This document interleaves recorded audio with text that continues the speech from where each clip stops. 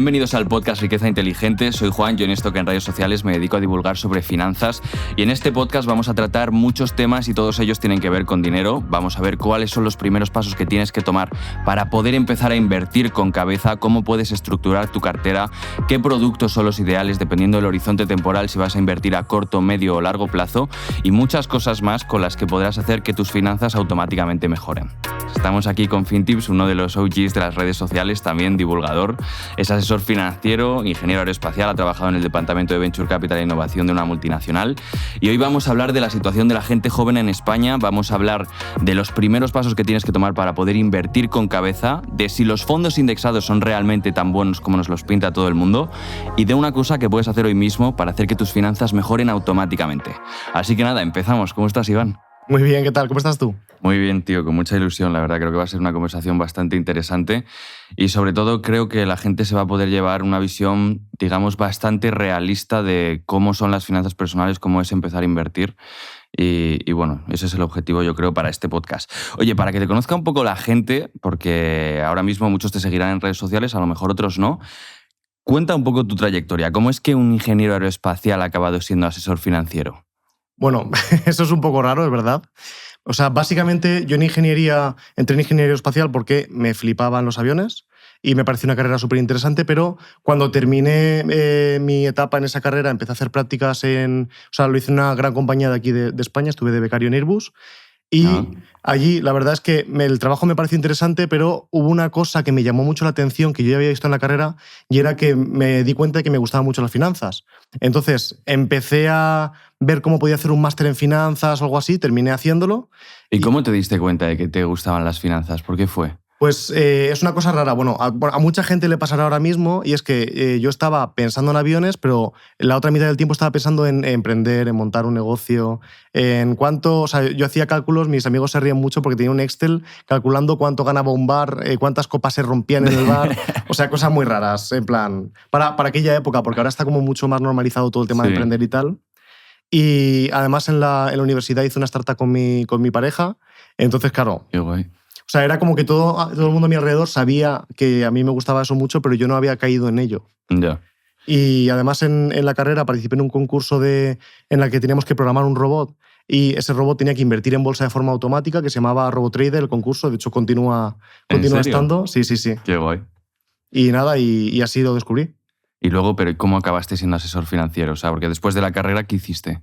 Después de la carrera estuve trabajando en departamentos de innovación y departamentos de Venture Capital, que es el Venture Capital es lo que se dedica a hacer inversiones, a buscar startups para poder invertir en ellas y identificar estos proyectos innovadores que van a revolucionar el mundo, ¿no? Entonces estuve trabajando bastantes años en el Venture Capital corporativo de una gran compañía y después de eso estuve en otro Venture Capital unos meses, pero ya estaba subiendo vídeos a internet de esos típicos vídeos que yo decía, jolín, ojalá alguien me enseñara finanzas personales para personas, porque claro, lo que tú aprendes en el máster para gestionar una empresa no es lo mismo que necesitas tú en tu día a día para gestionar tus finanzas personales. Y así empecé y la verdad es que me fue muy bien y de hecho tú haces vídeos parecidos o haces un formato parecido al que estoy haciendo yo y mola mucho porque al final la gente recibe una información que cuando te la da un profesor en clase es un tostón y cuando la recibes de esta forma, en este formato, yo creo que es como más fácil de aprender. Mucho más entretenido, sí. Mucho más fácil de digerir. Además, tú fuiste de los primeros que empezó en redes sociales hablando de finanzas, ¿no? Empezaste como en 2020, ¿puede ser, más o menos? O sea, yo empecé el año de pandemia. Sí. O sea, yo creo que fue 2020 por ahí. Sí, justo, sí.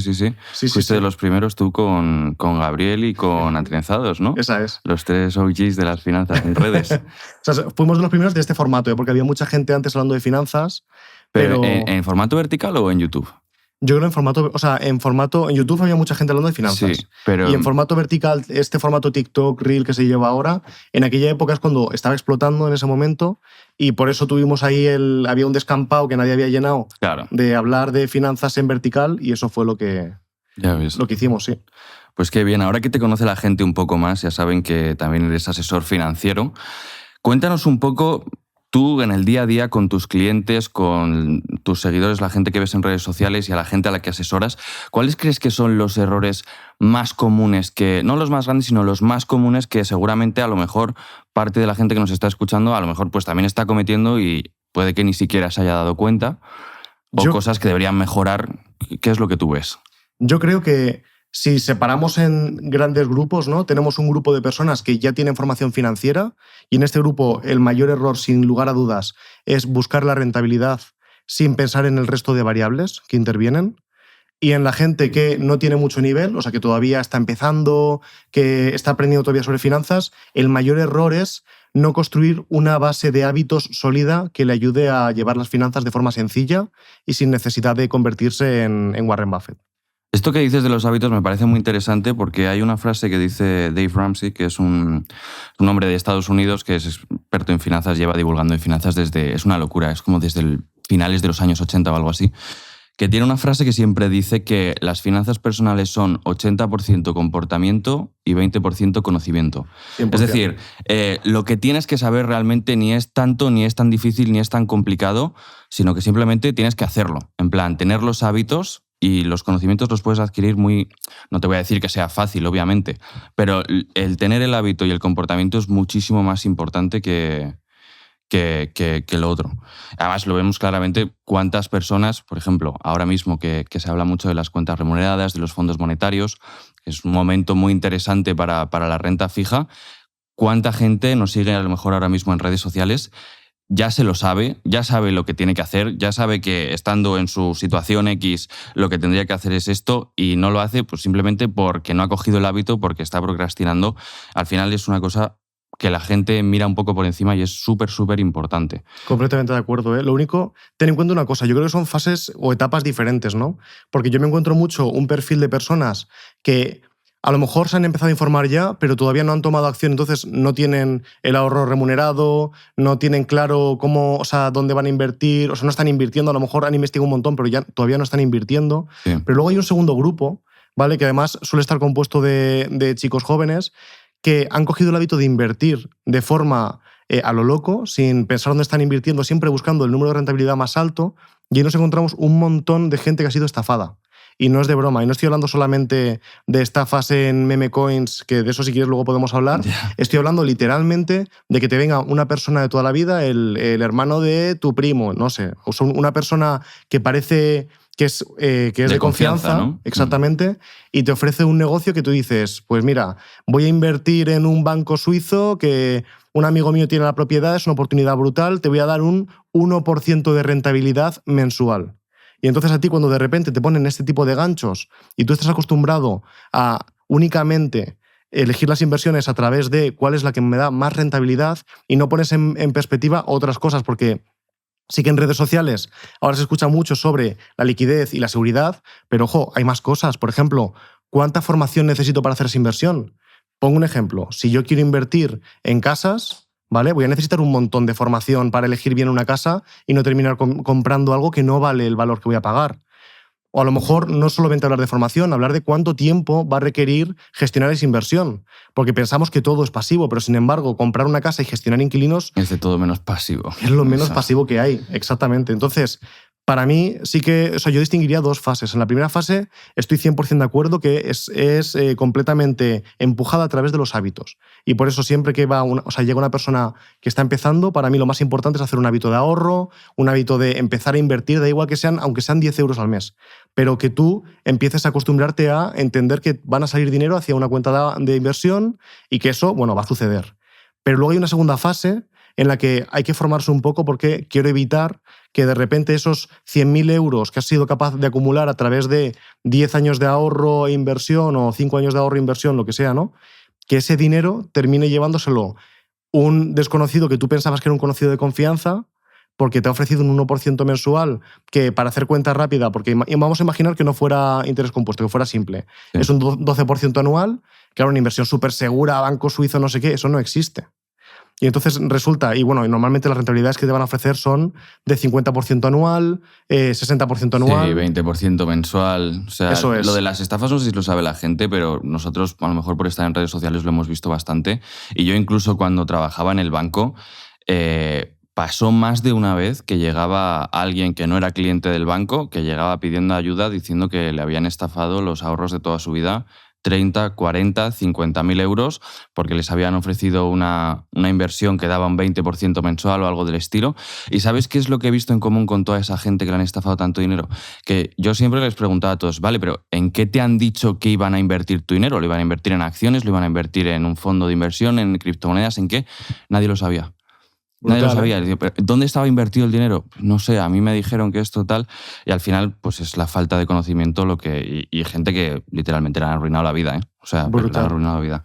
Si quieres pasamos un poco al siguiente tema, un poco cómo hacemos balance entre ahorrar e invertir, ¿no? Porque, bueno, pues ahora mismo está muy de moda los fondos indexados, los fondos monetarios, son como los activos estrella ahora mismo, ¿no? El activo definitivo y bueno, al final esto depende mucho de tu situación vital, digamos. Eres una persona que se quiere comprar una casa, ¿qué edad tienes? ¿Tienes una hipoteca? ¿No tienes una hipoteca?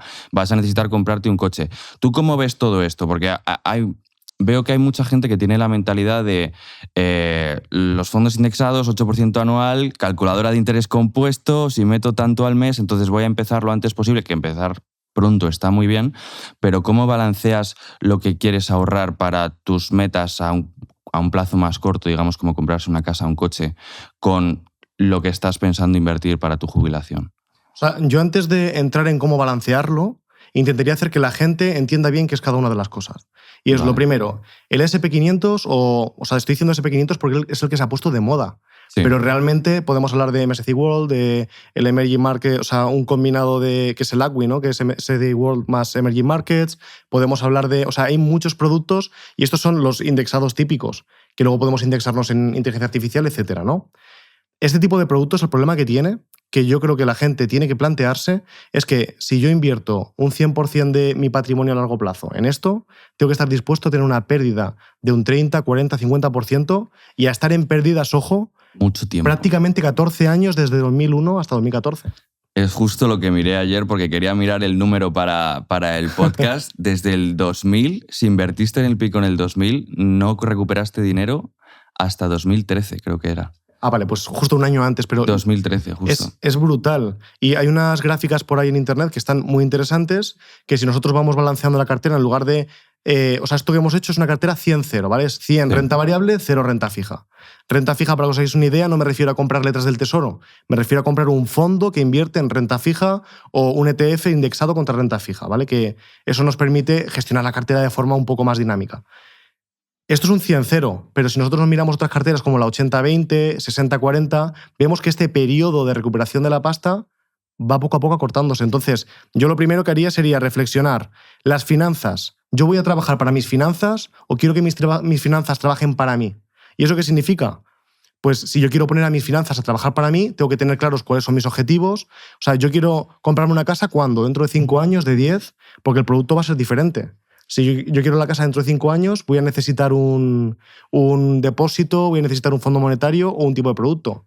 Claro, esa es la cuestión. O sea, yo lo que estoy pensando es en el típico chaval que ya ha empezado a informarse, ya sabe qué son los fondos indexados, ya sabe qué es un fondo monetario, ya sabe más o menos cómo empieza a funcionar esto. A lo mejor tiene unos 22 años, justo acaba de terminar la carrera, empieza a trabajar, ya quiere empezar a aportar todos los meses a un plan de inversión, pero a lo mejor también va a querer comprarse una casa dentro de 8 años, más o menos. Entonces, en esa situación, ¿tú realmente cómo lo plantearías? Porque, por un lado, poder empezar a invertir con 22 años te da una cantidad de recorrido a lo largo de tu vida para hacer que el interés compuesto haga su magia, pero por otro lado tampoco puedes esperar tener lo que necesitas para comprar la casa, no puedes tenerlo invertido a un plazo tan corto, porque son solo 8 años, o sí. ¿Tú dónde ves el límite ahí para quedarse en ahorro, renta fija, renta variable? Para mí es una estrategia mixta. O sea, lo que hay que hacer es primero determinar cuándo me quiero comprar esa casa y si voy a llegar a ella o no. Porque tú imagínate, si un chaval está ahorrando 1.000 euros al mes y quiere comprarse una casa que la entrada son 30.000, o sea, va a requerir, son 12.000 al año, va a requerir unos 3 años. Entonces, él tiene que decidir, ¿quiere la casa en 3 años o en 5? O sea, ¿cuándo quiere comprar la casa? Porque a lo mejor el mercado no te acepta comprar la casa ya o lo que sea, ¿no? Yeah. Una vez que hemos tomado esa decisión y el chico dice, vale, a mí me parece bien retrasar la compra de la casa al año 4, al año 5. Entonces, sí que a mí me parecería interesante que vaya metiendo una pequeña parte en ir planificando su jubilación. ¿vale? ¿Y eso qué es? Pues son una cartera en base a su perfil de riesgo que vaya invertida en este tipo de productos. Pero sí, yo haría una estrategia mixta, pero siempre esto hay que ver cuál es la situación de la persona, porque es muy diferente si tienes trabajo, no tienes trabajo, tienes que mantener una familia o no tienes capacidad de ahorro, por ejemplo. Claro. Hablando un poquito más de esto, de los fondos indexados, ¿realmente tú crees que es esta inversión definitiva que nunca falla, que vas a tener tu 8% de media anual, que la calculadora del interés compuesto va a ser va a ser a la perfección cómo va a ir luego tu inversión? ¿Cómo lo ves esto? ¿Realmente es la inversión que sirve para todo el mundo y es la mejor que existe? Yo creo que pensar que esa es la mejor inversión que existe es uno de los mayores errores de las finanzas que puedes cometer. Porque realmente lo que estás haciendo es desplanificar tus finanzas completamente. Si tú solamente utilizas el SP500 o un fondo indexado de este tipo, lo que está pasando es que te estás olvidando de todo el resto de tus finanzas. Y esto es lo que hablamos el otro día, y es, si yo organizo una dieta para mí, yo voy a querer tener una parte de carbohidratos, una parte de proteínas, una parte de grasas. Y entonces, ¿por qué en finanzas de repente se pone de moda invertir en indexados y todos solo comemos grasa? Después se pone de moda meter nuestro dinero en fondos monetarios, todos comemos proteínas. No tiene sentido, ¿no? Entonces, la estrategia indexada puede tener sentido en base a ciertos objetivos, pero no puede ser lo único que tengas. Ya. Claro, sobre todo porque cuando vienen mal dadas en el mercado, si estás totalmente expuesto a la renta fija, bueno, pues como el ejemplo que hemos puesto desde el 2000 hasta el 2013, ya los tienes que tener bien puestos para aguantar todo ese tiempo que mucha gente seguramente no aguantaría, y yo incluido. Cuando llevas 10 años que ves que tu cartera está en pérdidas, realmente no estaría en pérdidas porque tendrías que haber comprado en el pico del 2000 y tendrías que haber esperado, pero si hubieras hecho DCA, hubieras hecho compras periódicas, hubieras comprado abajo en la crisis de las .com y luego en la de 2008. La mitad del tiempo estarías en pérdidas y la otra mitad no, más o menos. No es tan exagerado como los 13 años en pérdidas. Pero realmente sí, o sea, hay que tener... Yo creo que mucha gente no tiene una visión realista de lo que es invertir en fondos indexados. O sea, mucha gente que lo sabe, pero otra no. El 8%... este año puede ser un 8, el año que viene puede ser un 16, el año que viene puede ser un menos 30 y tienes que poder aguantar. Y eso es algo que tienes que aguantarlo. Y la gente muchas veces no se para a pensar en eso, dice, no, yo voy a empezar a meter dinero aquí, realmente no sé, me han dicho que esto va a subir un 8% todos los años y luego llegan los sustos, ¿no? También ahora, como decías, están muy de moda los fondos monetarios, que también puede que sean una buena opción para las personas. ¿Cómo lo ves tú esto? O sea, el fondo monetario tiene sentido donde tiene sentido, que es en el ahorro. Entonces, claro, si tú tienes un ahorro parado en el banco, de hecho, mucha gente viene, que a ti te pasará lo mismo, y me dice, mi banco me está cobrando comisiones. ¿Conoces algún banco que no cobre comisiones? Y es como en este momento, por el tipo de interés que tenemos y por la situación, el contexto, ¿no?, que tenemos en la economía, existen no cuentas que no te cobren comisiones, sino que te dan intereses. Que te pagan. Exactamente. Incluso fondos monetarios que puedes sacar un diferencial contra la cuenta corriente. Entonces, desde mi punto de vista, como herramienta, dentro de tu caja de herramientas, es una herramienta brutal, pero lo mismo que hemos dicho de los fondos indexados, y es una herramienta más. O sea, tú no puedes sacar un tornillo con un martillo, por ejemplo. Entonces, claro, yo voy a querer tener un martillo para clavar un clavo, un destornillador para sacar el tornillo y una brocha para poder pintar la pared. Claro, pero en este caso, ¿tú para quién crees que es ideal el fondo monetario que está tan de moda? Para mí el fondo monetario es ideal para personas que están empezando con sus finanzas, que todavía no han conseguido reunir o acaban de reunir hace muy poquito ese colchón de emergencia que hace falta y necesitan empezar a conseguir cierta rentabilidad, a sentir que están invirtiendo, pero quieren un producto muy líquido y con riesgo muy bajo o virtualmente cero, ¿vale? Sí, efectivamente. Y frente a una cuenta remunerada, porque hay cuentas remuneradas que te pagan incluso un poquito más de lo que te paga un fondo monetario. A diferencia, bueno, es que el fondo monetario tiene la ventaja esta fiscal de que luego podrías pasarte el dinero del fondo monetario a un fondo indexado, a un fondo de inversión de gestión activa, sin tener que tributar por el camino. Aunque realmente yo lo que veo es que esa ventaja no te importa demasiado, porque si ese va a ser tu colchón de emergencia, no vas a invertir tu colchón de emergencia en el fondo indexado o en el fondo de renta variable. Eso a priori, porque luego, si la persona hace bien el tema de los hábitos, lo que termina haciendo, lo que para mí es lo ideal, es que tú te generes una cartera compuesta para varios plazos y entonces tú vayas haciendo traspasos poco a poco de tu corto plazo, que es ese fondo monetario, al medio plazo y del medio plazo al largo plazo. Entonces, de esta forma, o sea, ese colchón, una persona bien gestionada, sí podría meterlo en medios Acabar plazos y largos pasándolo plazos. de uno a otro, ¿no? Sí, lo que pasa es que generalmente este tipo de personas de las que estamos hablando, muy pocas de estas personas van a ser capaces de hacer de forma exitosa todo esto, porque al final requiere mucho conocimiento. Esto es gente que ya ha cumplido la parte del hábito y ahora tiene que formarse para poder ese hábito sacarle todo el jugo que tiene. Claro, por eso para una persona que está empezando, que todavía no sabe demasiado, ¿no crees que es más fácil la opción de la cuenta remunerada? Al Yo final incluso... es algo, yo creo que lo ven como muchísimo más cercano, es mucho más fácil de entender que un fondo monetario. Es que un fondo monetario ya tiene, ya por llamarse fondo, yo creo que la gente lo relaciona con riesgo. Pero yo incluso por eso creo que me gustaría que la persona se haga las dos.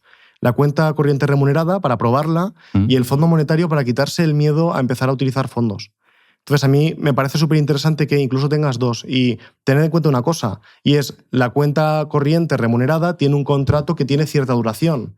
Entonces es muy interesante porque vas a bloquear el tipo de interés para ti ahí, mientras el fondo monetario te dé más que la cuenta, lo dejas en el fondo, y si bajan los tipos de interés, que parece que van a bajar, y la remuneración del fondo monetario baja, puedes hacer el traspaso y quedarte en la cuenta corriente remunerada dependiendo de cuál tengas, ¿vale? Porque hay muchos bancos que luego lo actualizan y bajan la remuneración.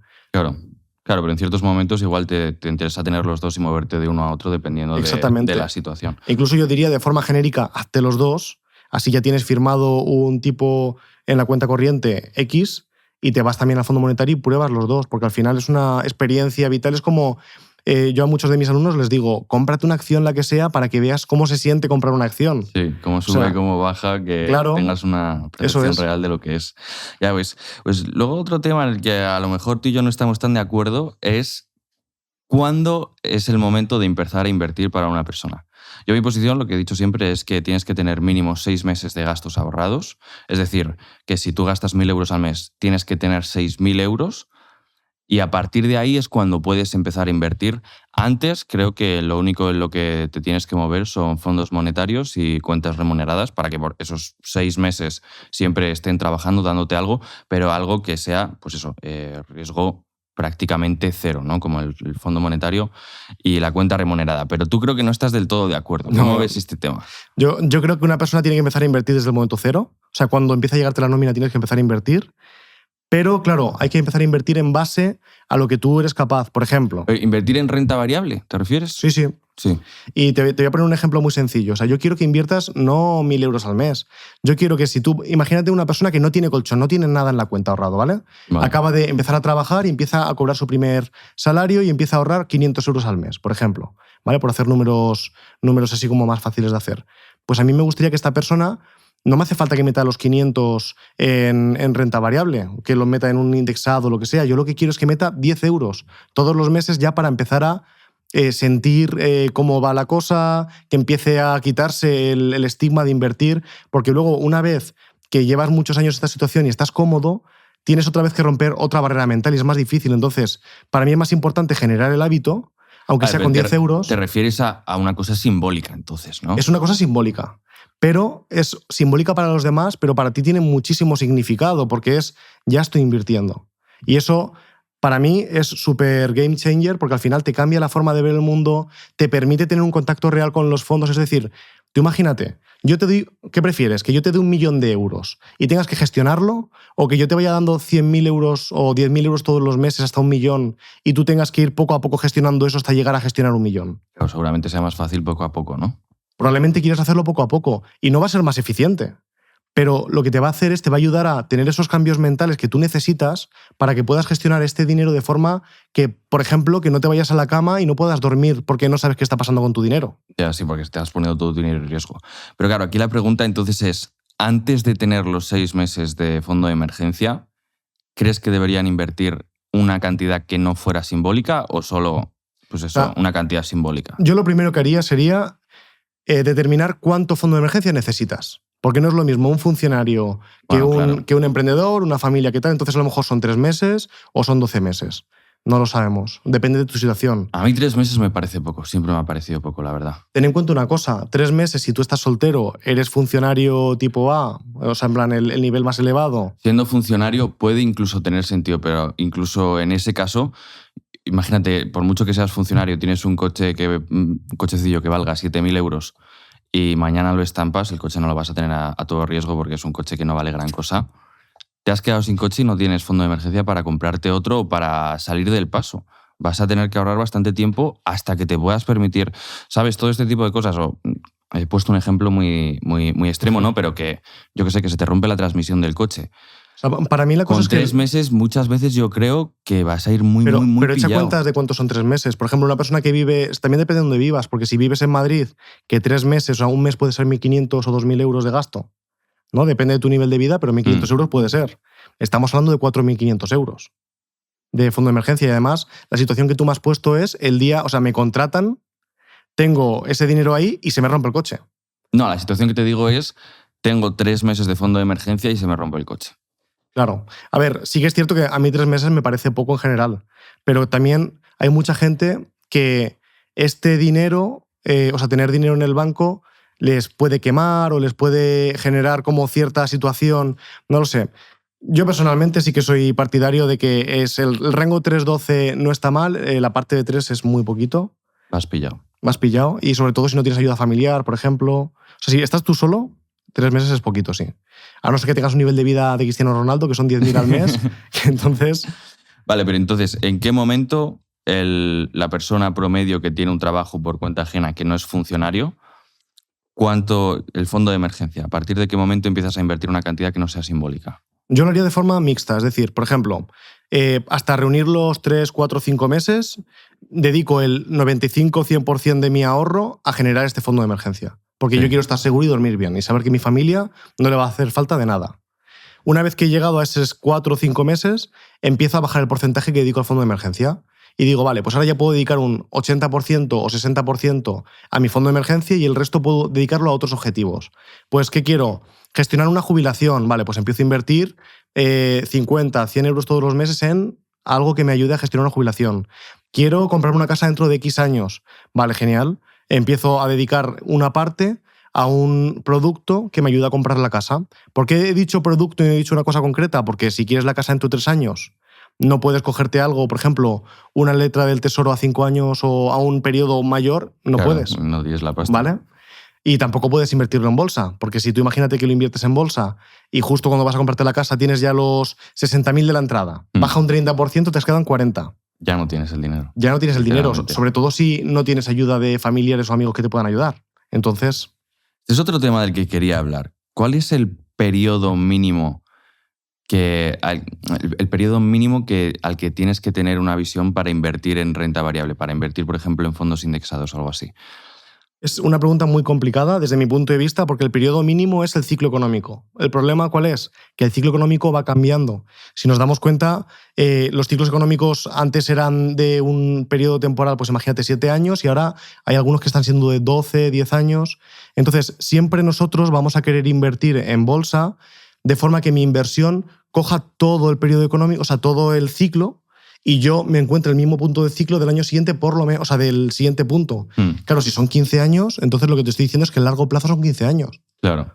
Y es muy complicado porque nadie lo sabe. O sea, al final hay economistas que pueden intentar intuirlo, el Banco de España, la CNMV y toda esta gente, ellos lanzan como unas cosas muy genéricas de, vale, para nosotros el ciclo económico va a durar esto, por lo tanto a largo plazo es tanto. Pero, o sea, es una cosa bastante complicada de saber cuál es el mínimo. Claro, no hay una respuesta concreta, ¿no? Yo creo que no la hay. Y, o sea, ojalá lo hubiera, pero yo creo que no la hay. Ya. O sea, que la persona que se quiere comprar una casa, por ejemplo, en 6, 7 años, la parte que está ahorrando para comprar la casa debería estar en renta variable. Seguramente no, ¿no? Yo creo que no. Seguramente no. Yo creo que no. O sea, hay no gente... se puede decir un número, no, pero a partir de 8, 9, 10 años es cuando puede que tenga sentido eso. Puede empezar a tener sentido, pero también ten en cuenta que necesitas una estrategia de desinversión también. Claro.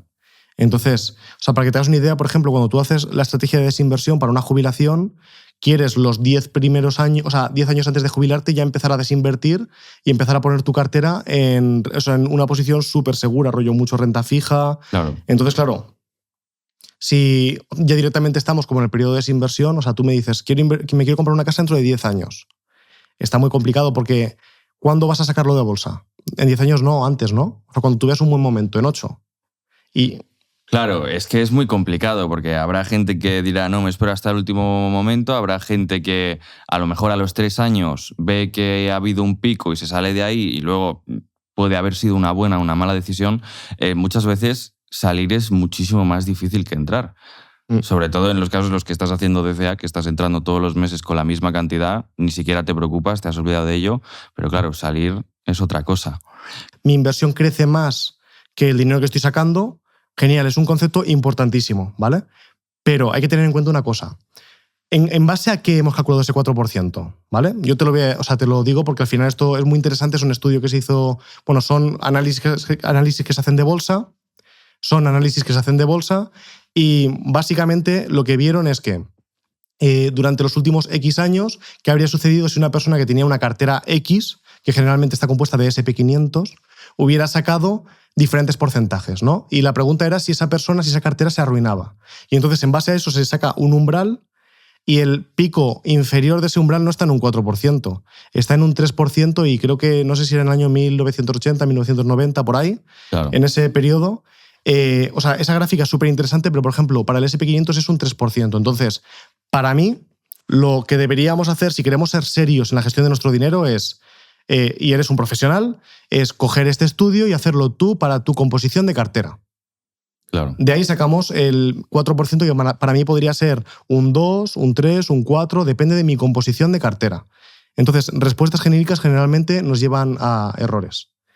¿Qué es lo que sucede? Si nosotros damos un 4, que es un porcentaje muy alto, es incluso más alto que uno de los activos seguros. O sea, no me gusta nada decir que el S&P 500 es seguro, pero como que la gente en Internet lo ha entendido así, ¿no? Sí. Si en ese activo es un 3% y ya estamos diciendo un 4%, tú imagínate otros activos que dan menos rentabilidad, ¿cuánto será ese porcentaje? Entonces, para mí el 4 no es el número adecuado, pero sí me gusta mucho que se haya viralizado el concepto. Sí. No, pues hay gente que se aventura a decir números por encima del 4. Yo he oído hasta el 8% anual que puedes retirar sin que tu capital... Sí. O sea, eso es lo que se llama tasa de extracción y... Sí. No, las cuentas salen fatal. O sea, yo he oído gente que lo dice, pero las cuentas salen, en plan, te arruinas en, creo que son 12 años o algo así. Es una locura. Te quedas sin todo tu capital, Además, hay que tener en cuenta una cosa. Luego la estrategia de salida, hay muchas estrategias de salida, porque parece que sacarlo es, lo saco. No. O sea, una cosa es, por ejemplo, ¿cómo lo vas a sacar? Como un porcentaje de tu capital, entonces el año que tengas un menos 30, te estás cargando la cartera. Claro. O lo vas a sacar como un número fijo. Por ejemplo, si mi gasto son 50.000 euros al año, voy a sacar siempre 50.000 euros. Ostras, me pasa lo mismo. Los años que me va muy bien, genial, porque acumulo. Los años que va muy mal, el impacto... Estás acentuando tus pérdidas, efectivamente. Exactamente. Entonces, ¿cómo puedo hacerlo? O sea, por ejemplo, hay estrategias que generan umbrales y dicen, vale, pues mínimo 30.000, que es mi gasto de vida tal, hasta un máximo de un 3%, un 2%. Claro. O sea, hay mucho tipo de estrategia, pero todo esto que son estrategias de salida es una parte más que todavía no se ha viralizado. Cuando se viralice todo el mundo hablaremos de ello. Claro, es que es un tema muy interesante porque como nadie está en esa situación, porque como todo el mundo está empezando ahora, nadie habla de ello, pero realmente es muy importante cómo salirse. Porque yo creo que lo que piensa la mayoría de la gente lo ve a lo mejor como hace mucha gente, erróneamente seguramente, con los planes de pensiones, que es que cumplo los 65 años, lo rescato, encima me cascan impuestos para parar un tren y realmente esa rara vez suele ser la mejor opción, ¿no? Normalmente lo mejor es ir rescatando poco a poco el plan de pensiones en su caso para no tener una carga fiscal tan grande y los fondos que tengas de renta variable poco a poco también y teniendo en cuenta el momento del mercado, ¿no? Literal. Y además el plan de pensiones es un producto que en su día como que se vendió muchísimo por la ventaja fiscal que tiene, pero yo quiero aquí romper una lanza en contra de los planes de pensiones, ¿vale? Y es mucho cuidado porque luego vas a tributar sobre el total y en el tipo del trabajo. Nosotros cuando tributamos tenemos dos tipos. El tipo de la gente normal, como tú y yo, que es el tipo del trabajo, y luego tenemos el tipo de los ricos, que es el tipo del ahorro, ¿vale? Cuando yo me compro una casa y la pongo en alquiler, eso tributa a través del tipo del ahorro. Y si lo busquéis por internet, ese tipo es mucho más bajo que el tipo del trabajo. Claro. Entonces, ¿qué es lo que sucede? Que el plan de pensiones tributa por el lado de los pobres, vamos a decir, por el lado de los trabajadores. Al IRPF. Exactamente. Y eso es un problema gravísimo, porque al final lo que está sucediendo es que se ve día a día gente que llega al momento de jubilarse, ha reunido 100.000, 200.000 euros y con ese dinero piensa comprarse una casa y piensa vivir bien y se da cuenta que a la hora de rescatar... No tienes ese dinero. No tienes ese dinero. Efectivamente, porque al final todos los incentivos que te han dado al principio para aportar al plan de pensiones, eso no es gratis, lo acabas pagando al final y lo vas a acabar devolviendo todo. Exactamente, que por cierto, si vuestra empresa, esto voy a dar un consejo porque alguien que me esté escuchando, que escuche esta conversación, podría pensar que si la empresa te paga parte del plan de pensiones, ten en cuenta que eso es rentabilidad gratis, ¿vale? Los planes de pensiones en España, hay un estudio muy interesante de Pablo Fernández, que es un economista español que yo soy súper fan de él, la verdad, porque me gusta mucho que tengamos economistas que se utilizan sus cosas a nivel, es muy internacional. Yo le estaba dando clases en Madrid, pero bueno, está en España. Y entonces esta persona, que es un economista de mucho renombre, hace todos los años un estudio mirando a ver cuál es la rentabilidad de los planes de pensiones y analiza, pues eso, 200 planes de pensiones, los que haya en ese momento. Y vas a ver que es para llorar la rentabilidad que tienen. O sea, es una rentabilidad que muchas veces no es que no bata al índice, es que no bate ni a la inflación. Ni a la inflación, efectivamente. Pero tú imagínate que si la empresa te da un 30% de lo que tú aportas 1 euro y la empresa pone 30 céntimos. O tú aportas 1 euro y la empresa aporta 1 euro más. Claro, es un 100% automático. Exactamente. Entonces, ese es el único caso, uno de los pocos casos, porque hay un par de excepciones más, en los que yo sí que vería que puede tener lógica utilizar un plan de pensiones. En los que tiene sentido. Pero sabiendo esto, y luego a la hora de desinvertir, cuando ya me vaya a jubilar y vaya a sacarlo, sabiendo cómo lo voy a sacar y teniendo en cuenta que esto tiene el problema de que yo el dinero que meta no tengo liquidez hasta que cumpla el plazo mínimo, que son X años, en el que yo no puedo sacar este dinero. Entonces, esto no puede ser mi ahorro. Bueno, pues hablando de este tema, la mayoría de gente en el momento en el que se ponen a buscar cuentas remuneradas seguramente se habrán dado cuenta de que las que realmente merecen la pena, por lo general, por no decir casi en todos los casos, las que te pagan, yo siempre suelo decir que ahora mismo la cuenta remunerada te tendría que dar por lo menos un 3%. Entonces, la duda que le surge a todo el mundo es que esas cuentas remuneradas no están en los bancos tradicionales que tienen una sucursal a la vuelta de la esquina en tu barrio, sino que son más bien neobancos, ¿no? Y eso pues hay mucha gente a lo que le causa un poco de fricción, ¿no? No le da la misma seguridad. ¿Qué tendría que saber la gente sobre estos bancos? ¿Realmente son tan seguros como los tradicionales o no? O sea, la diferencia entre un neobanco y un banco tradicional básicamente es el coste de estructura. Al final los neobancos son marcas, ¿vale? Además con el Open Banking muchos neobancos se basan incluso en estructuras de bancos tradicionales. Y entonces lo que siempre vamos a mirar en un neobanco es, primero, que tenga el FOGADE, el Fondo de Garantía de Depósitos, y que a poder ser que nos cubra hasta 100.000 euros, ¿vale? Para que estemos cubiertos. Eso es lo primero. Y luego lo segundo que yo siempre miraría sería que a mí realmente me encaje. ¿Por qué digo esto? Porque a una persona joven le puede encajar que no haya una oficina, porque yo personalmente yo soy alérgico a ir a la oficina, ¿vale? Odio ir a la oficina. Entonces, a mí si el Banco Santander me cobrara una comisión para no ir a la oficina y no tuviéramos el entorno de tipos que tenemos, yo la pagaría. O sea, porque yo no quiero ir a la oficina. Pero, sin embargo, resulta que mis padres, por ejemplo, necesitan una oficina. Porque ellos necesitan ir allí, ver a un señor con cara y sentir que eso le da confianza de que su dinero está ahí. Entonces, por eso no creo que sean mejores o peores. Lo que hacen es resolver diferentes necesidades. Y además, no nos olvidemos de una cosa. Las personas que trabajan en los bancos tradicionales, que es verdad que el coste de estructura es más alto, es decir, hay muchos más empleados, son nuestros vecinos, son nuestros padres, nuestros amigos, nuestros tíos. Entonces tampoco tiene sentido exigir a esos bancos que nos den la misma oferta que el neobanco y despidan a toda la plantilla. Yo creo que un neobanco lo que hace es resolver una necesidad que tenemos nosotros, que somos más reacios a ir a la oficina, y un banco tradicional lo que está haciendo es resolver la necesidad que tienen pues mis padres o personas con más edad que necesitan ver a una persona. No, y que al final el neobanco seguramente no va a ser el que te dé la hipoteca. La hipoteca seguramente te lo dará uno que esté más en el lado de los tradicionales. Pero sí, la conclusión es esa, ¿no? Que los neobancos al final cumplen exactamente la misma regulación que los bancos tradicionales y son exactamente igual de seguros. Aunque hay que tener en cuenta una cosa, que esto es importante, y es, dado que en Internet yo puedo hacer una marca y fingir ser un neobanco... Bueno, claro. Eso es. O sea, estamos hablando de bancos que están bajo el paraguas de la regulación europea pertinente y que, o sea, por eso hago mucho hincapié. Vamos a fijarnos que tiene el FOGADE y que está cumpliendo con todos los diferentes indicadores que necesita cumplir. Porque no todo es un neobanco. O sea, si yo creo un WordPress y le llamo neobanco... Efectivamente. Eso es un chiringuito, ¿no? Y de hecho, sucede mucho, hay aplicaciones basadas en criptomonedas, ¿vale? Que lo que hacen es staking, hacen diferentes operaciones, hacen arbitraje y te dan un 6%, un 7%, un 5%. Mucho cuidado porque eso no es un neobanco. Eso es otro tipo de producto que tiene mucho más riesgo, no es una cuenta corriente al uso. Entonces, si tú estás buscando eso, está genial. Pero lo que a mí no me gustaría, o lo que yo siempre le digo a la gente que necesita un poco de vamos a empezar, ¿cómo lo hago? Es, lo primero es una cuenta corriente, no es una cuenta en un exchange que te da un 6%, ¿vale? O un 7%, porque obviamente si está por encima del tipo de interés, algo está sucediendo por ahí detrás. Es que hay riesgo, efectivamente. Exactamente, eso es. No es riesgo cero. Pero bueno, siempre y cuando se aseguren de que cumple la regulación europea, que sepan que es exactamente igual de seguro que un banco tradicional y que no les va a pasar nada a su dinero por tenerlo ahí en vez de en el banco de la sucursal de toda la vida. Bueno, y ahora que estamos hablando de todo esto de las cuentas remuneradas en neobancos, ¿no? ¿Tú cómo crees que debe ser la estructura de cuentas que tiene que tener una persona normal, digamos? ¿Una cuenta de ahorro, una cuenta corriente, varias cuentas de cada? ¿Cómo crees que es la estructuración óptima? O sea, la óptima depende de cada persona, ¿vale? Pero una estructura muy sencilla de hacer y para comenzar podría ser recibir la nómina en una cuenta que vamos a llamar cuenta de gastos, ¿vale? Y luego todos los meses comprometerme a hacer una transferencia automática a una segunda cuenta que vamos a llamar de ahorros, por lo tanto ahora tenemos 2 cuentas, e ir haciendo esa transferencia. Imagínate, si yo cobro 2.000 euros y quiero ahorrar un 20%, pues esta transferencia va a tener que ser de 400.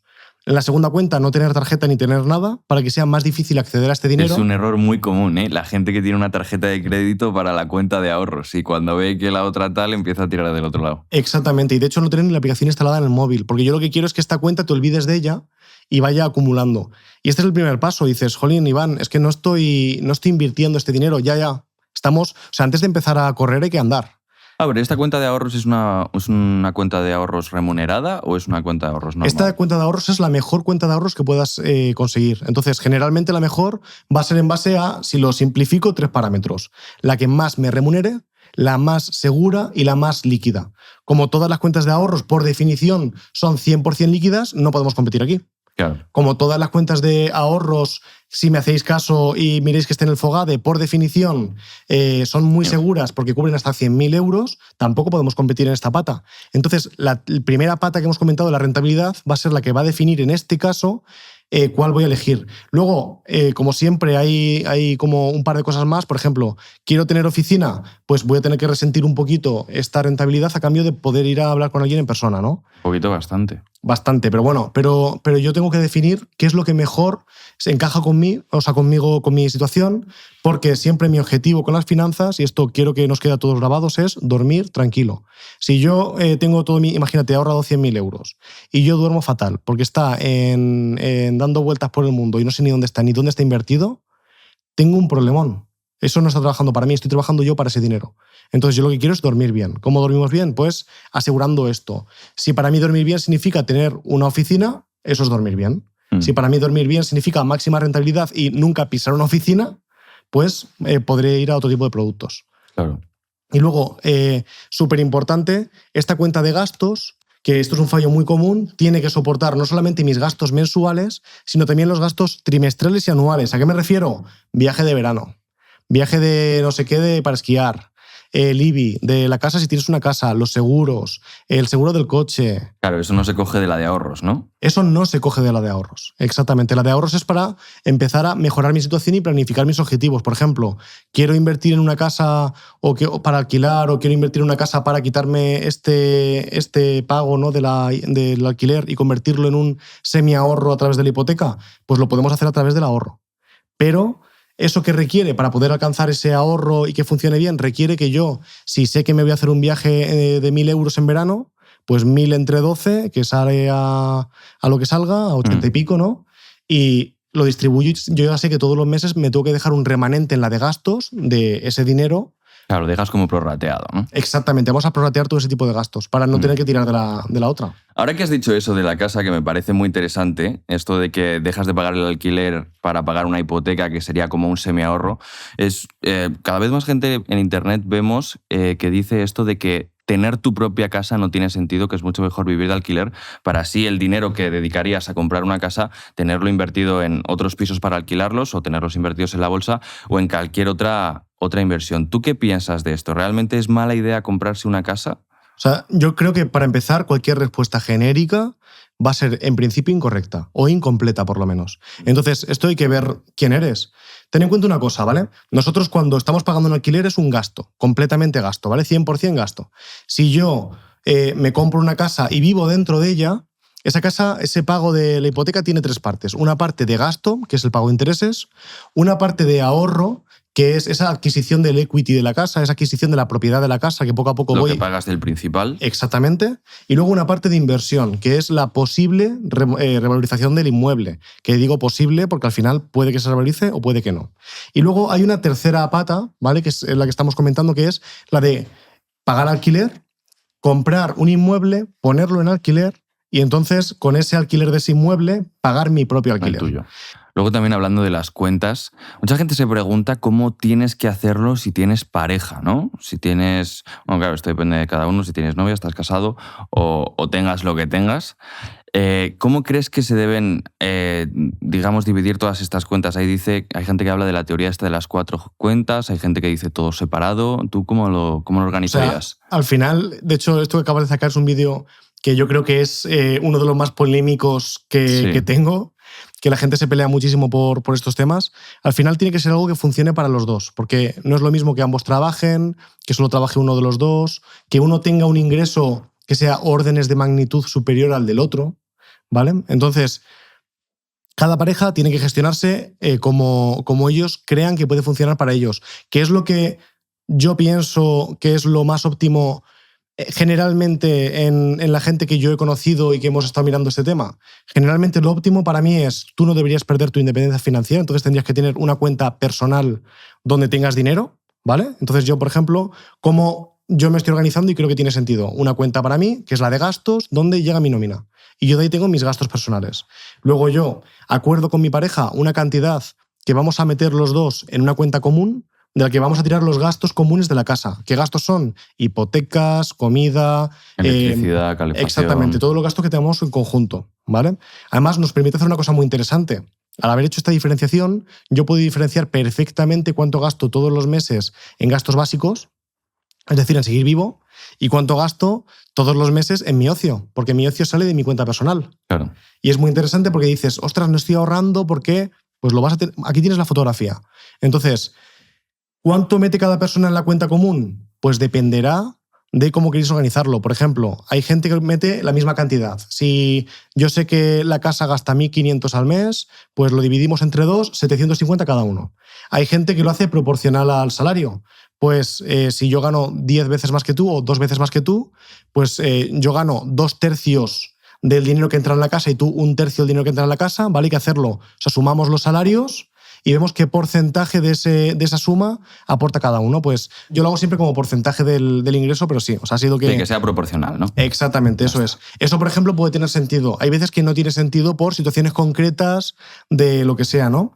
Luego, cada uno... O sea, ahora tenemos 3 cuentas, ¿no? Que es la cuenta de cada uno y una tercera cuenta que es la cuenta del gastos común. Y yo añadiría 2 adicionales, que es la cuenta de ahorro de cada uno de los dos. ¿Vale? ¿Lo vemos? Y si queremos hacer una cuenta de ahorro común, hay que añadir otra más, que sea la cuenta de ahorro común en la que cada uno va metiendo dinero. O sea, que en total acabarías teniendo ¿cuántas? Pues tendríamos 2 comunes y 2 para cada uno de nosotros. Son 6 cuentas. 6 cuentas en total. Pero claro, hay gente para la que es muchas cuentas. Podríamos buscar un banco que nos permitan tener como cajones para meter dinero, por ejemplo. Es que 6 cuentas es un poco complicado, ¿no? Yo creo que no. Porque tú solamente estás gestionando 4 cuentas, que son la tuya... Y las 2 comunes. Tu cuenta de gastos, tu cuenta de ahorros y luego la cuenta de gastos común y la cuenta de ahorros común. Eso es lo que estás gestionando tú. Y tu pareja gestiona otras 4. Pero si vemos la imagen completa, tenemos 6 cuentas. Y si añadimos cuentas de inversión que deberías tener, estamos añadiendo otras 2 extra. O sea, tú tendrías 5 cuentas. O sea, no sé si esto va a motivar mucho a la gente que nos está escuchando. A ver, que tener 8 cuentas cada uno. Yo, tened en cuenta una cosa, ¿vale? Yo esto siempre lo digo. El dinero es como la ropa. Entonces, yo puedo elegir. Si yo tengo calcetines, zapatos, camisas y lo meto todo en un cajón, cuando yo vaya a ver qué es lo que tengo un problema. Si yo tengo prisa por vestirme, tengo un problema. Yo tengo un problema siempre cuando necesite coger ahí. Pero claro, el tema de organizar, en plan, no pierdo nada de tiempo organizando. Yeah. Sin embargo, si yo quiero tener la ropa bien, saber lo que tengo, saber lo que está sucediendo con mi dinero, o sea, con mi ropa. ¿Qué necesito? Un cajón para calcetines, un cajón para pantalones, un cajón para camisetas. O sea, yo necesito compartimentos. Entonces ahí ya es tu compromiso. O sea, tú mira tu armario y ¿qué quieres tener? Un almacén donde tú lanzas la ropa desde fuera y luego ya cuando tengas que buscarla ya verás cómo la buscas. O lo que quieres tener es algo bien organizado y que funcione. Hay puntos intermedios. O sea, podemos decir, venga, pues para la común solo vamos a tener una y ahí hacemos el ahorro y el gasto, pero tienes que saber que te estás arriesgando a no ahorrar, por ejemplo, en la común. ¿Vale? O sea, tú tienes que decidir, pues yo junto los calcetines y los calzoncillos. Genial. Pues cuando vayas a mirar, a lo mejor no has hecho la colada porque viste ropa dentro del cajón y resulta que eran todo calcetines y tienes un problema ahora para salir a la calle. Entonces, depende de tu nivel de compromiso con tus finanzas, pero yo este esquema que propongo me parece que es un esquema que tiene sentido. Y luego, si eres emprendedor, necesitas una cuenta adicional para los impuestos. Y esto es importantísimo. Si eres emprendedor... Que luego llegan los sustos, ¿eh? Exactamente. Entonces, si eres emprendedor, tú como persona tienes que tener ahorros, gastos, inversiones e impuestos. Tú como persona son 4 cuentas. Sí, y la de impuestos es la más importante. Exactamente, porque vas a meter todos los IVAs, vas a meter las diferencias de IRPF, porque si tú imagínate que tu tipo marginal, que es el tipo superior, es de un 30% y tú en las facturas estás poniendo un 15%. Sí, o un 20%, por ejemplo. O un 20%. Luego en junio llega la declaración de la renta y exactamente. Otro susto más. Exactamente. Entonces, esa cuenta es interesante que la tengas. Entonces, tú como persona puedes tener hasta entre 3 y 4 cuentas. La pareja puede tener 2 como unidad pareja.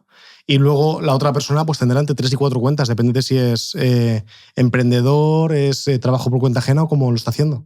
Bueno, y hablando de todo este tema de formar una familia y tal, un tema que no se suele hablar mucho es el de los hijos, ¿no? ¿Cómo podemos hacer para preparar a nuestros hijos para que, bueno, pues a lo mejor desde el día que nacen empecemos a hacer ciertas cosas para que el día de mañana, pues a lo mejor les sea un poquito más fácil acceder a una casa, o incluso si por la razón que sea quieren estudiar en una universidad un poco más cara, una universidad privada, que aunque no tengamos un sueldo que nos lo pueda permitir todos los meses que nos lo aguante, pero que sí que lo hayamos preparado desde que son pequeños? Pues el tema del hijo es muy interesante y además es un análisis que te va a gustar bastante. El hijo, este dinero seguramente no vamos a tirar de él hasta que tenga por lo menos 18 años. Por lo tanto, es probable que esté fuera del ciclo económico, ¿no? Es más amplio. Eso es bueno. Exactamente. Entonces, eso es muy bueno. Una idea sería crear una cuenta con un porcentaje de renta variable relativamente alto, porque tenemos mucho tiempo de inversión, ¿vale? Obviamente no es recomendación de inversión, cada uno tiene que ir en función de su perfil de riesgo, pero tened en cuenta que tenéis 18 años, ¿vale? Y ir aportando ahí todos los meses, pues aportas 100, 200, 300. Si utilizas una calculadora de interés compuesto, vas a ver que vas a acumular cientos de miles de euros en esa cuenta. O sea, vas a acumular mucho dinero y con ese dinero vas a poder el día de mañana, si se quiere ir a estudiar a otra ciudad, comprar o pagar la entrada de una casa para que estudie ahí, pagar una universidad privada, pagar una residencia, lo que tú consideres que es más interesante. Y luego, aparte de esto, hay que hacer un trabajo en casa que es muy importante y es enseñarle a administrarse. ¿Y eso cómo lo podemos hacer? Hay muchos métodos. Uno muy sencillo que podéis utilizar ya es darle una paga, que él pueda aumentar un poquito la paga si hace cosas en casa o si se le ocurre un poquito, pero que él tenga que administrarse esa paga. Entonces, que él quiere en verano comprarse una pistola de agua Super Plus Mega Ultra y él sabe que vale 20 euros, pues va a tener que administrar esa paga que le dais todos los fines de semana y empezar a ahorrar. Y qué interesante que estamos empezando a ahorrar. Luego podréis hacer otra cosa más y es que invierta en vosotros, o sea, os da una parte y tal. Lo que pasa es que a mí este tipo de cosas, que lo he estado viendo por redes sociales, me parece que es muy complejo para esa edad. Creo que en esa edad, si conseguimos que llegue a los 18 años con el hábito del ahorro, tenemos tenemos un montón de terreno ganado y luego ya el tema de la inversión, o sea, no pasa nada, hay tiempo para hacerlo. Incluso cuando él vea su cuenta, el dinero que habéis metido y cómo ha crecido y tal, seguramente cuando empiece a picarle la curiosidad, haga las cuentas y se dé cuenta de lo que está sucediendo. Sí, se dará cuenta de si sigue esperando más tiempo todavía, porque claro, obviamente no hace falta que lo saque con 18 años. Con 18 años no se va a comprar una casa, le podría servir en el caso de que quiera pagar unos estudios, un máster o una universidad privada o algo del estilo. Pero es verdad que que empezar a invertir para tus hijos desde cuando nacen es algo que seguramente te va a costar muy poco a nivel de esfuerzo económico, porque no tienen que ser 300 euros al mes, o sea, a lo mejor con que sean 50 puede ser suficiente, porque el periodo va a ser tan largo al final, es lo que decimos, no van a ser solo 18 años, seguramente la mayoría lo van a usar pues a lo mejor para la entrada de su primera casa, que a lo mejor es con 27, 28, 29 años, es decir, el periodo es larguísimo y con un poquito de esfuerzo económico desde el principio le puedes, vamos, no le vas a resolver la vida, pero sí que le puedes solucionar uno de los mayores problemas que tiene la gente hoy en día, que es el acceder a la primera vivienda. Completamente de acuerdo. Además, ten en cuenta que también ahí vas a meter cumpleaños, vas a meter comuniones o otro tipo de festividades, navidades. Entonces, esa cuenta, aunque tú metas menos dinero, se va a llenar mucho, mucho, mucho. Y luego también una cosa más, y es, los hijos van cambiando el precio que tienen. No es lo mismo pagar una guardería, que ya no tener que pagarla, que... Entonces, incluso podrías hacerte un presupuesto para tu hijo y cuando veas que el gasto del hijo baja, aumentar un poquito lo que aportas al fondo. También. Bueno, pues llegamos ya a la última sección del podcast, la sección de preguntas rápidas. Son 7. No seas muy duro, ¿eh? Nah, son facilitas, yo creo. La primera pregunta es, ¿cuál fue tu primera inversión? Mi primera inversión que hice yo, ¿vale? Que no fue yo ver a mi padre hacer alguna inversión o lo que sea, fue Bitcoin. ¿En qué año? Buah, no me acuerdo, hace muchísimo. Pero es que yo lo conocí en un foro de internet, pero, o sea, tú imagínate lo poco que lo valoraba, que es que no sé ni dónde está la wallet ni nada. Y luego mi siguiente... O sea, ¿tienes bitcoins perdidos por ahí? Claro que tengo, como todo el mundo, ¿no? ¿Más de uno? No creo. No sé cuánto tenía, la verdad. O sea, es lo típico de juegos de clickers o tonterías que habían por ahí, pero o sea, hace mucho tiempo. Yo estaba en la carrera, o sea, que sería 2000, no sé. O sea, hace mucho tiempo, ¿eh? Madre mía, puede que tengas una fortuna perdida por ahí. ¿Te imaginas? La segunda pregunta, ¿cuál ha sido tu peor inversión? Bueno, esa, porque la perdiste 100%, literalmente. Bueno, yo te diría, porque eso no lo considero realmente una inversión, eso fue una tontería. Ya. Mi peor inversión fue comprar Ethereum después de la subida de Bitcoin. Yo salí antes de que hubiera la gran caída. ¿De cuándo estamos hablando ahora? 2000, o sea, que la primera gran subida que hubo en Bitcoin, que todo el mundo entró. El bull run donde empezó a entrar muchísima gente, sí, o sea, el anterior. Eso, yo ahí estaba dentro. Y antes de salir, o sea, me pasó lo mismo. Un amigo de mi padre me habló de Bitcoin, yo lo escuché y dije, ostras, el consejo de los zapateros. Saqué el dinero, 2 semanas después se estampó, yo lo metí en Ethereum y perdí la wallet otra vez. ¿Perdiste la wallet otra vez? Sí. ¿Has perdido 2 wallets? Joder, macho. Bueno, vale. Siguiente pregunta. ¿El mayor error que has visto a alguien cometer? No tuyo. El mayor error que he visto a alguien cometer con las finanzas fue una persona a la que le dijeron que iban a invertir en un banco suizo. Ah, lo que has contado. Y el problema fue que le dieron dinero, o sea, él invirtió un dinero, ¿vale? Y le dijeron, mira, aquí tienes la rentabilidad. Y le iban mandando mensajes de WhatsApp diciendo la rentabilidad, ¿vale?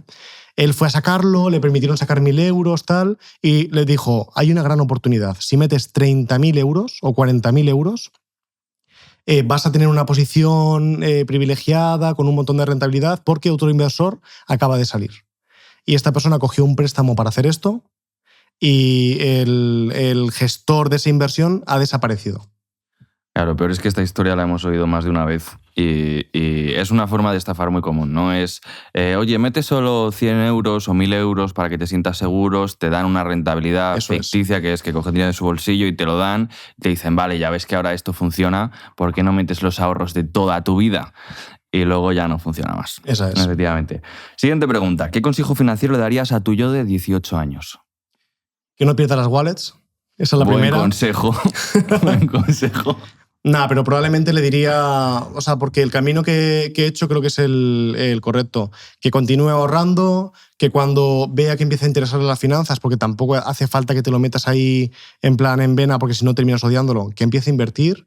Y para mí lo más importante es, deja de investigar el tema del trading, deja de investigar la inversión activa, ponte a hacer inversión pasiva y estate más tranquilo, porque al final es verdad que es un hobby muy bonito, la inversión activa, pero no es una forma real de poder gestionar un patrimonio. A largo plazo, efectivamente. Siguiente pregunta. Dime una cosa que la gente puede hacer hoy mismo que vaya a hacer que sus finanzas mejoren automáticamente. Vale, pues hacer un esquema de cuentas. Ábrete 2 cuentas, una para gastos, que es la que ya tienes, te haces una de ahorros que esté remunerada, importantísimo, metes todo lo que tengas por encima de un colchón de emergencia de 3.000, 4.000, 5.000 euros, lo metes en la de ahorros y haces una transferencia automática de la de gastos a la de ahorros. Si hoy, antes de cerrar el podcast, tienes esto hecho, créeme que acabas de cambiar tu vida. O sea, 100%. Vas a empezar a ahorrar sin darte cuenta. Literal, haciendo eso, ya seguramente estarás por encima del 90% de la población, yo creo. 100%. No hace falta... Solo con que te abras la cuenta remunerada, que tú busques una cuenta que te dé por encima del 3%, ya vas a estar por encima del 90% de la población. Literal. Siguiente pregunta. Si mañana te toca 1 millón de euros en la lotería, ¿cómo los gestionarías? ¿Qué harías con ellos? ¿Con impuestos o sin impuestos? Bueno, primero tendrás que pagar impuestos. Imaginemos que te quedan 1 millón después. Vale, genial.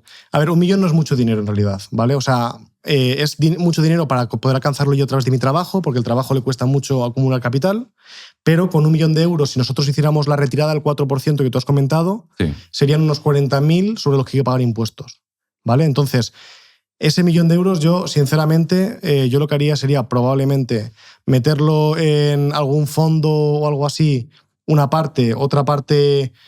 pagar, hacer bienes raíces. Hay una parte que sí que hay que hacer un poquito de celebración, es importante celebrar, pero el 90% estaría invertido en fondos en bienes raíces. Depende de mi capacidad de gestionar esos bienes raíces, eso va a determinar mucho la proporción.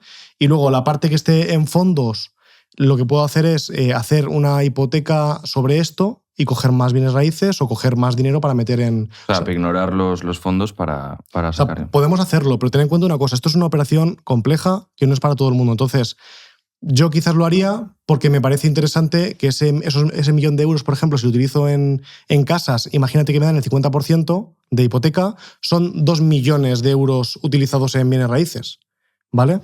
Pero no es para todo el mundo este tipo de operaciones porque son más complejas. Y estás asumiendo más riesgo porque te estás apalancando también. Exactamente. Y la última pregunta, ¿cuál es la cantidad más grande de dinero que has rechazado por una colaboración? Yo creo que, o sea, la mía no ha sido mucho, ha sido menos de 10.000, pero yo creo que tú tienes historias muy chulas con esto, ¿no? Sí, yo en la época de los NFTs fue cuando llegaban ofertas locas, eso fue como a finales de 2021 fueron los NFTs cuando... Wow. No me acuerdo bien exactamente cuándo fue, pero sí, yo me acuerdo que la más grande que me llegó que rechacé, bueno, rechacé todas las de NFTs, no quiero hacer esa distinción, fueron 25.000 por un vídeo de 30 segundos. Lo que pasa es que a mí me pasa, macho, que cuando me llegaban, yo sinceramente todos esos correos los ignoraba porque muchos parecían incluso scams para mí. Eso también pasaba mucho. Entonces, también pasaba mucho. claro, Nunca terminabas de saber cuál era serio y cuál no. Y los descartabas todos, pero bueno, también tengo que decir que dice mucho de nuestro sector que yo nunca vi que nadie de nuestro sector cogiera una cosa de esas, aun con las pastas que pagaban no vi nadie que lo cogiera. Sí. O sea que eso yo creo que... También es verdad que los que estábamos en esa época, los OGs, ¿no? Sí, los OGs. Los que estábamos en esa época, creo que en esa época todavía éramos muy poquitos, éramos una comunidad bastante cerrada de gente que le flipan las finanzas, entonces teníamos un perfil concreto que ahora mismo me he dado cuenta de que prácticamente cualquier persona sale del instituto y ya está hablando de finanzas como si llevara 4 o 5 años en un fondo de inversión. Sí, y vendiendo productos financieros también. Y entonces, claro, ese tipo de personas que sí que están aquí por el dinero, no están aquí porque les guste las finanzas o porque les guste contribuir, porque al final, yo por ejemplo, para mí FinTips tiene una vertiente de contribución brutal. O sea, al final, ¿qué es lo que estamos haciendo en FinTips? O sea, eso yo siempre lo digo, es un proyecto de democratizar el acceso a la información financiera. Porque el acceso a la información financiera es literalmente el parámetro que mejor va a predecir, o uno de los que mejor van a predecir, qué es lo que va a pasar contigo cuando te vayas a jubilar, si vas a tener una buena vida, vas a tener una mala vida, vas a estar agobiado por el dinero.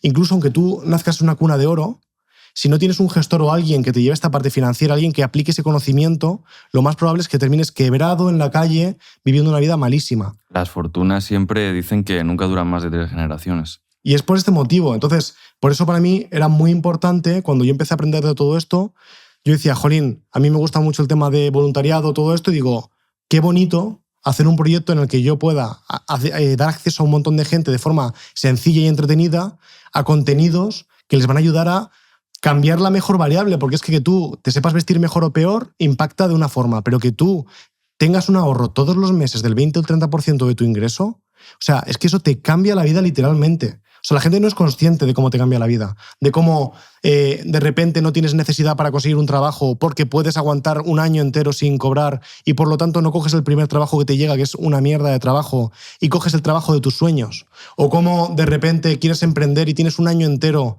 para montar ese proyecto que querías montar. O cómo cuando se te rompe el coche puedes comprarte, o sea, puedes afrontar la situación, o que tu hijo necesita ir a hacer, yo qué sé, se quiere ir a Estados Unidos y tú puedes decir, oye, mira, no puedo permitirme un año entero, pero te vas a ir 2 meses.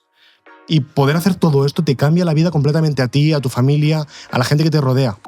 Sí, no tener el peso de estar agobiado por el dinero continuamente, que eso es de lo peor que hay. Exactamente, y tomar decisiones, porque al final la gestión de dinero es gestión de recursos. Es gestionar, no solamente es tu dinero, es gestionar tu tiempo, gestionar tus cosas, gestionar a tus amigos y amistades. Entonces, muchas de las aprendizajes que tenemos son transversales, valen para otras cosas. Y me parece muy interesante. Bueno, pues perfecto. Muchas gracias, Iván. Hasta aquí el podcast de hoy. Para los que nos estáis escuchando en YouTube, dejarnos un like, suscribiros. Lo mismo desde Spotify, Apple Music, lo tenéis en todas las plataformas. Así que nada, hasta la próxima.